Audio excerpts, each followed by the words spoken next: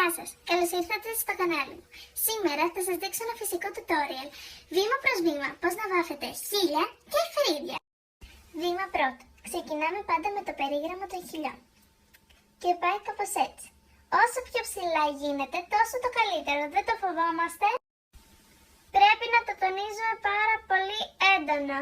Και εδώ, έτσι. Είναι αυτό που χρειαζόμαστε, μην το φοβάστε, τραμβάμε και πιο πάνω, έτσι να φανεί, δεν το λυπάστε, όσο πιο μακρύ, τόσο το καλύτερο. Θέλουμε να φαίνεται το περίγραμμα των χειλιών μας και αφού τελειώσαμε με το περίγραμμα των χειλιών μας, πάμε τώρα να τα γεμίσουμε εσωτερικά. Παίρνουμε ένα έντονο κραγιόν, βάζουμε μπόλικη ποσότητα, έτσι, να αναδείξει το περίγραμμα των χειλιών και να είναι λίγο πιο έντονο. Και αφού τελειώσαμε τώρα με το μέρος των χειλιών, πάμε να ξεκινήσουμε τα φρύδια.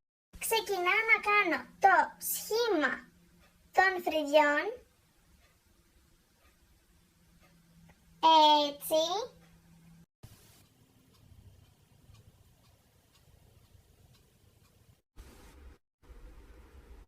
Εδώ, έτσι.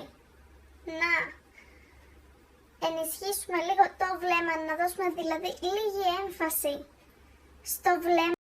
Τώρα ναι, τελείωσα και με το φρύδι, μπορώ όμως να προσθέσω λίγο καφέ μέσα στο φρύδι μου. Λοιπόν, παίρνω το contour της Arendue και ξεκινάω να ζωγραφίζω μέσα το φρύδι μου, να δώσω λίγη έμφαση και λίγη σχέση. Και μιας έχω τελειώσει με το φρύδι, μπορώ με το ίδιο contour να κάνω εδώ πέρα λίγο σκιές.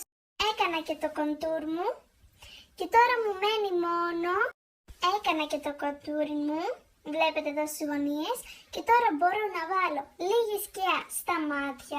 Έχω πάρει την απόχρωση του πράσινου έτσι ώστε να φέρει λίγη αντίθεση με το φρύδι, εδώ. Βάζω αρκετή και εδώ το κάνω λίγο έντονο, να κάνει την αντίθεση. Και τώρα θα βάλω λίγο ρουζ για το τελικό φινάλε από την MAC με ένα χοντρό πινέλο. Είναι το χρώμα Pinch Me, λοιπόν, και είναι πολύ έντονο ροζ. Εδώ δεν ξέρω αν φαίνεται καλά, αλλά εγώ βάζω, Και αφού τελειώσω και με το ρουζ μου, τα έχω κάνει όλα. Λοιπόν, και για καφέ μπορείτε να πάτε και με τις φίλες μπορείτε να βγείτε. Ξέρω ότι σας αρέσει, ξέρω ότι θέλετε κι εσείς να το κάνετε. Γι' αυτό εγώ έχω κάνει αυτό το βιντεάκι. Θέλω κι εσείς να το δοκιμάσετε και να μου πείτε τα σχόλιά σας. Σας ευχαριστώ πάρα πολύ που παρακολουθήσατε αυτό το βίντεο. Εύχομαι καλά αποτελέσματα και σε εσάς. Εντάξει, δεν θα βγει το ίδιο φυσικά. Αν θέλετε να παρακολουθήσετε και άλλα βιντεάκια, μπορείτε να με ακολουθήσετε στο Instagram αλλά και στο YouTube. Άλλο ένα φυσικό nature makeup tutorial by me έγινε σήμερα το βράδυ από μένα. Τι δεν το πιστεύω.